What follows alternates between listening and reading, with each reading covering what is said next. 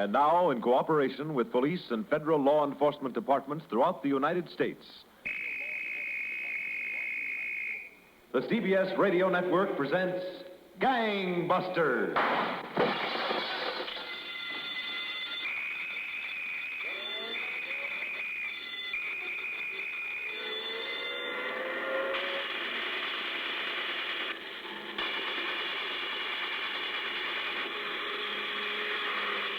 Gangbusters, the only national program that brings you authentic police case histories, has asked Lieutenant Thomas J. McGrath, retired, Chicago Police Department, to narrate by proxy tonight's case. Lieutenant McGrath. Thank you. And good evening, Gangbusters listeners. Because state boundaries and city limits mean nothing to a criminal, the police of one jurisdiction must often call upon those in another for assistance in trapping a fugitive. Such assistance is invariably offered most generously for many reasons. Principally because a fugitive loose in a city will eventually become a lawbreaker there. To show how it works, let's begin one summer afternoon a few years ago in the city of Chicago. In a lunchroom on Madison Street, west of the river, a man in his middle 30s sat at a table waiting for the waitress to bring his order. He also kept his eyes on the front door. Finally, another man arrived and walked to his table. Hello, Nicky. How are you, John? Long time no see.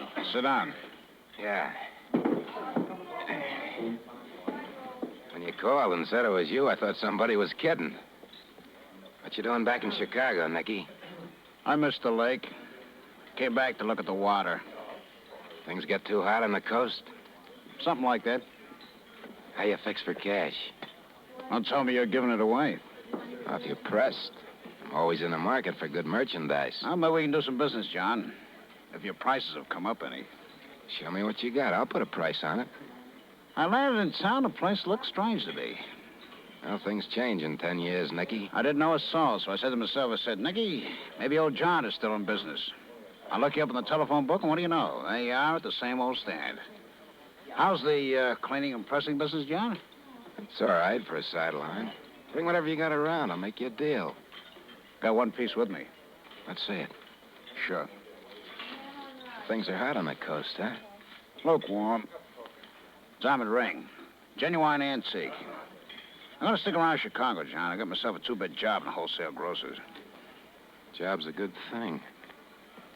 500 on the ring, Nicky. Give it back. Genuine antique. Okay, suit yourself. Here you are, mister. Oh, hi, John. A hamburger, Liz. Not too well. A cup of coffee. Okay, John. Hey, that's a nice ring. You're telling me? It's the kind of ring a girl dreams about. Hey, go on, Liz. We're talking business. All you know is business. Bet you don't break your back on that job, Nicky. Just a few pencil points. I'm a checker. What'd you call that waitress, Liz? Yeah, why? Not a bad-looking trick. Well, maybe I can fix it up for you. I can do my own fixing. Yeah? Here she comes. See how far you can get. You want your coffee now, John? No, later. Okay. How's the beef, mister? Great. What there is of it. Say, I've been away a long time. Maybe you'd like to show me a few of the new spots around. And maybe I wouldn't. What'll you have for dessert? Apple pie's not bad here, Nicky. If a girl treats me right, I treat her right. Do you want dessert or don't you? I got 5 other tables. Apple pie sounds okay. No, John, I don't think I'll sell you the ring. No, I don't think so. Well, it's up to you. I can find some use for it, I guess. Do you want coffee with a pie or something?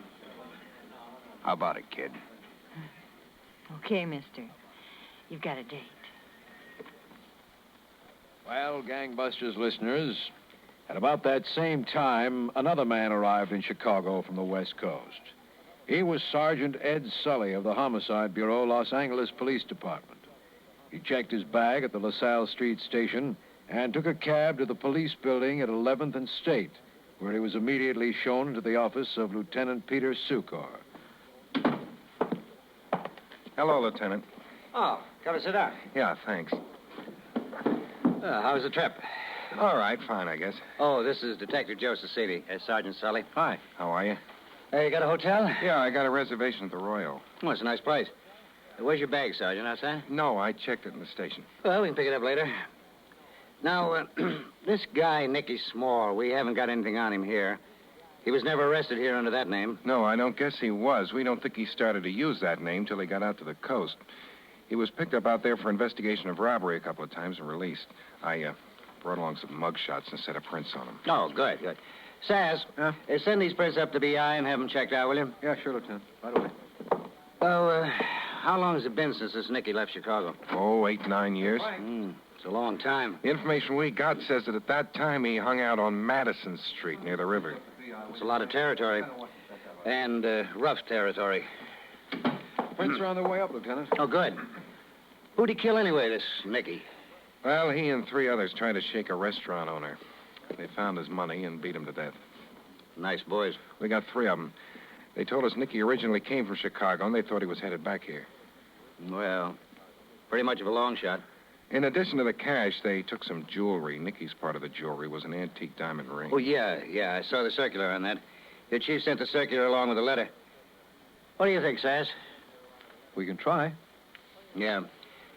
I'll tell you what, Sergeant. Sass will drive you over for your bag and get you settled in the hotel, and then we'll start checking around that neighborhood. Okay? It's okay with me, Lieutenant.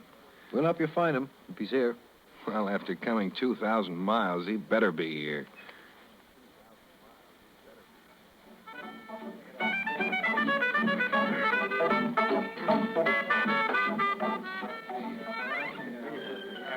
Finish your drink, Liz, baby. There's more where that came from. I don't need any help from you. I can finish it without you putting your arm around me. What kind of a sport are you anyway? Not the kind of sport you think, Nicky. Now, keep your distance. If I'd have known it was going to be like this, I wouldn't have given you a second look in the restaurant. Ah, I got a lasso and dragged you out with me.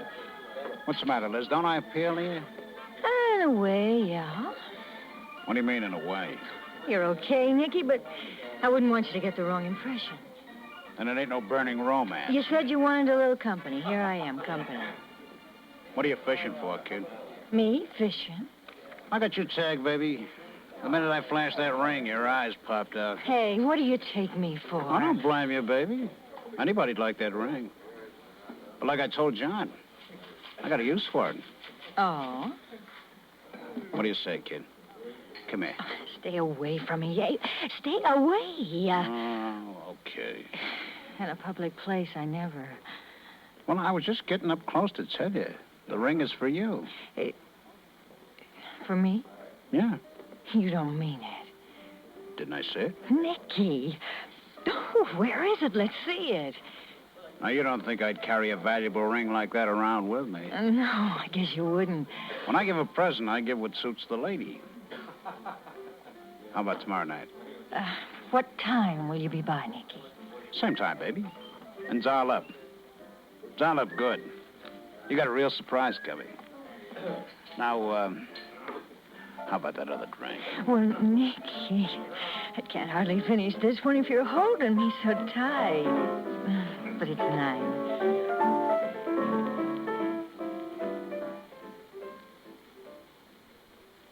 So, Gangbusters listeners, as the fugitive was getting settled in Chicago, detectives began the tremendous job of canvassing the district west of the Chicago River between Madison Street and Cermak Road, showing the fugitive's photograph to merchants, hotel clerks, and rooming house operators. Late the next afternoon, Sergeant Sully and Lieutenant Sucor were walking together down Madison Street. Well, I guess it's pretty hopeless, Lieutenant. Yeah, 8 or 9 years is a long time, Ed. Lieutenant, I can't ask you fellows to waste any more time. The files are full of cases that have been cleared because a little time was wasted on them. We'll stick with it here's until we... Cecini. Hello, Lieutenant. Ed? Any luck, Sass? No, not a nibble. I flashed Nicky's picture at every shopkeeper on the side streets all the way down to the park. Oh, they ought to make these sidewalks softer. Well, how about Malloy? He's working the other side. He ought to be along any minute. What do you say, Ed? You willing to call it a day? Sure, Lieutenant. Some of the stores are closing anyway. There's no need of you fellas going any farther with it. I'll cover the rest of the neighborhood myself tomorrow. That's a big order, Ed. We'll stick with you one more day. How about it? You got a deal. Come on, Sass. Let's find Malloy and get out of here. Lieutenant, you got another deal.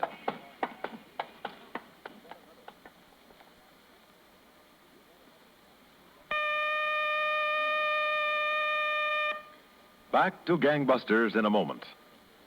Here are some sensible thoughts for amateurs in the investment field. Before you turn to any type of investment, you should have a cash reserve for emergencies. And before you turn to speculative investments, you should have a growing amount of non-speculative United States defense bonds, whose interest is guaranteed. Remember, the new U.S. defense bond is worth more quicker. It builds up towards the full 3% interest on a much faster time scale, so that even if your bonds must be cashed in before full maturity, they pay much more than before. Regular bond purchases are patriotism with profit. Where you bank or where you work, buy U.S. defense bonds regularly. They help America, and they help you to future security. And now back to Gangbusters.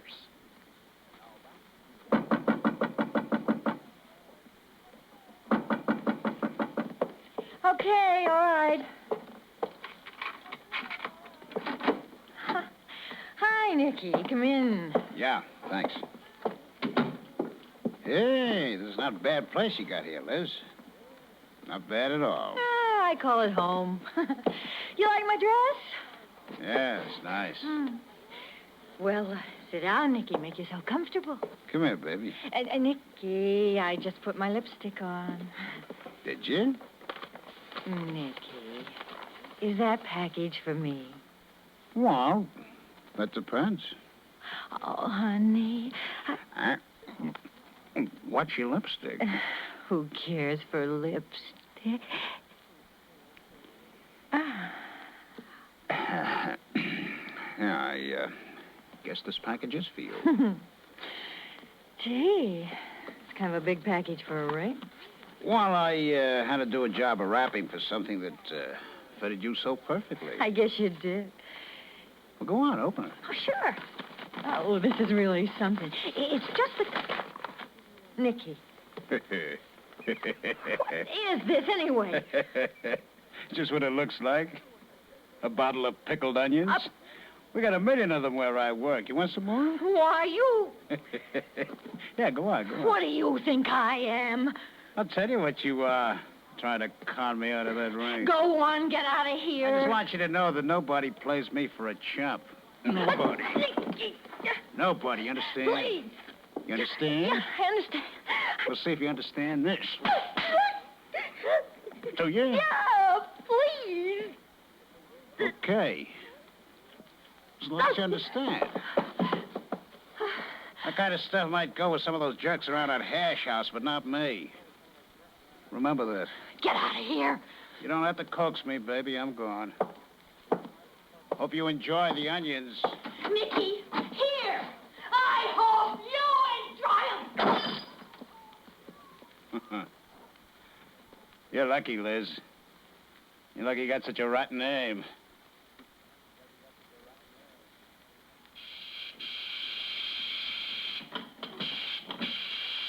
For crying out loud, John, will you stop that pressing and talk business with me? I want to make a deal for this stuff. Look, Nicky, in the first place, nobody asked you to come. In the second place, a customer's coming back for this suit in half an hour. I promised him it'd be pressed. What's more important, the cleaning business or making a deal for this stuff? I got to get back on the job. Somebody's come in out front. It's not that guy for a suit already. How should I know? You wait here. Good afternoon. Something I can do? We're from the police department. Is something the matter? No, we'd just like you to take a look at this picture. Tell us if you know this man. This man? Yeah. Is he a customer? Have you ever seen him around the neighborhood? No. He doesn't look familiar to you? No. Are you the only one who waits on trade here? That's a small business. Who's that in the back you were talking to? Nobody. Just a customer getting his pants pressed. No, I never seen this fella. Come on, Ed. Much obliged to you. So long. And, thanks. It's okay. Anytime. Go ahead, Lieutenant. You. Nicky, you know what that was? Cops. Cops? Yeah, and they flashed your picture. You're kidding. No, I don't kid about this kind of thing. You're hot, Nicky. You better move. Get packed. Get out. All right, okay, I'll move. Stop pressing that suit. They might be hanging around. Yeah.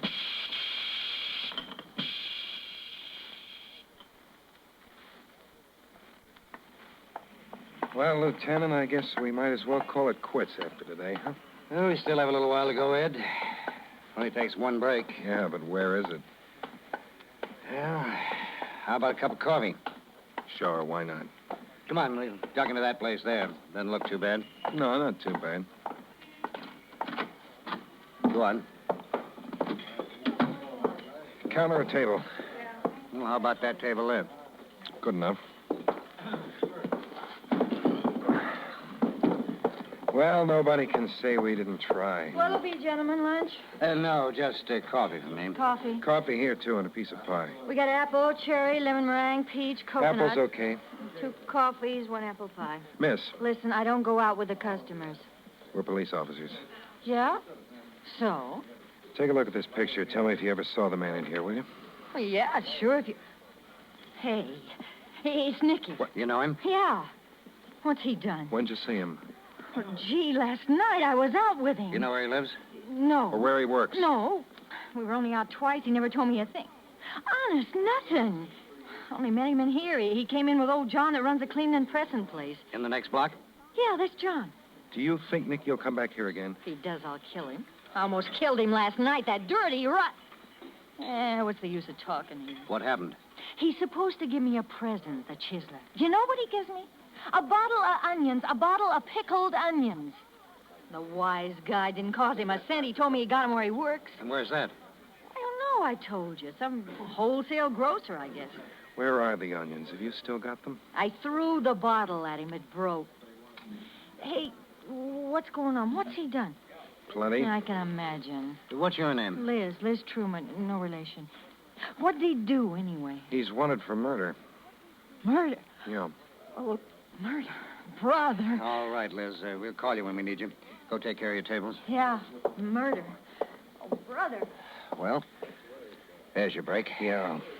We ought to start checking all the wholesale grocers around here. Well, the first thing I'd better call in and get 2 men to stake this place out. That's a good idea. He might show back here. What about this John? We'll stake his store out, too. Huh? Feel better, Ed? Yeah. A lot better. We were fishing without even a line. Now at least we've got a hook. We'll come up with a fish, too. Just wait.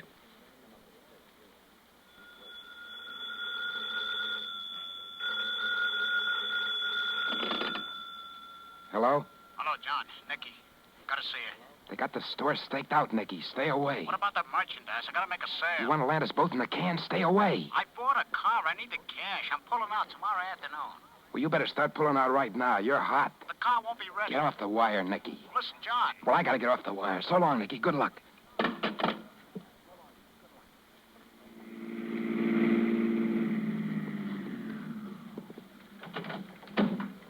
Ed.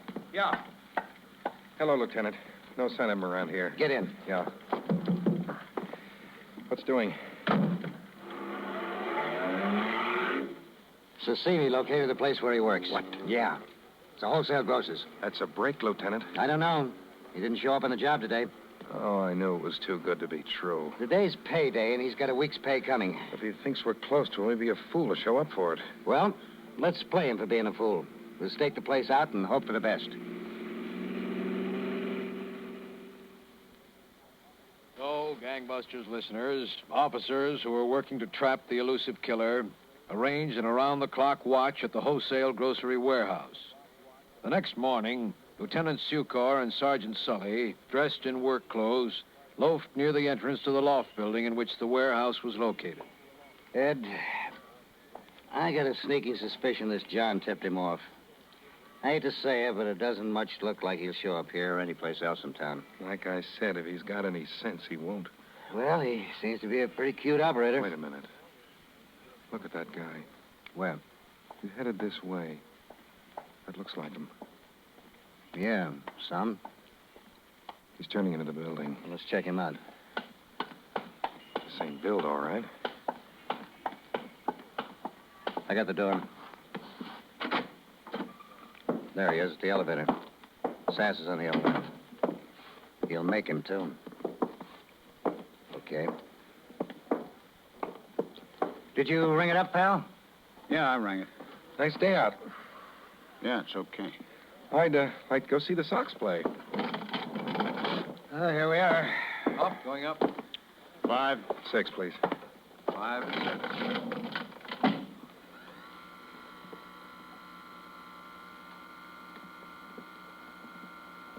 Listen, Nicky. Huh? Hey, what's the idea? Stop it, Sass. Yeah. What are you... We're police officers, Nicky. Hold still. Don't move. Now, listen, Don't move, I said. Nothing on him. What'd you expect to find?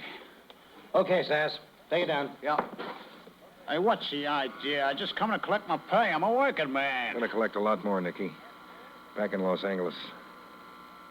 Oh. That. Yeah, that. It's a rap for murder. So, Gangbusters listeners, this killer was flushed out from among 3 million people by Los Angeles and Chicago officers. He was returned to Los Angeles and placed on trial for murder with his confederates in the crime. All were found guilty and are now serving maximum sentences of life imprisonment in various California institutions. Thank you, Lieutenant Thomas J. McGrath. Now, Gangbusters Nationwide Clue, broadcast every week as a public service to assist American police in their war against the underworld. Attention all citizens. Be on the alert for John Othello Evans, wanted by the FBI for unlawful flight to avoid confinement for the crime of robbery. Listen carefully to his official description. Age 33. 5 feet 8 inches. 150 pounds. Slender build. Brown hair, thinning. Blue eyes, fair complexion. Scar on upper lip. Has tattoos on inner right forearm of a scroll with the names Stanley and John and the year 1937. Tattoo on left forearm of girl's head. He may seek work as a restaurant worker or punch press operator. Caution, Evans may be armed and should be considered dangerous.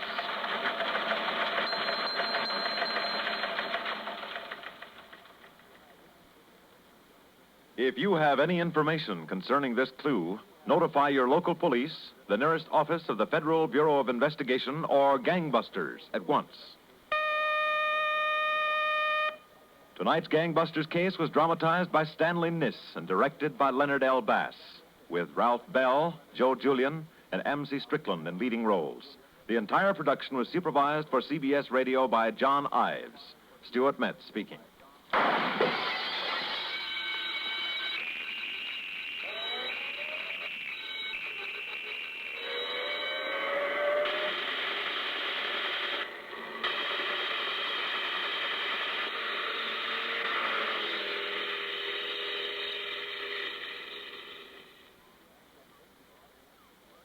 Gangbusters, a production of CBS Radio in cooperation with Phillips H. Lord, is brought to you each week, same time, same CBS station.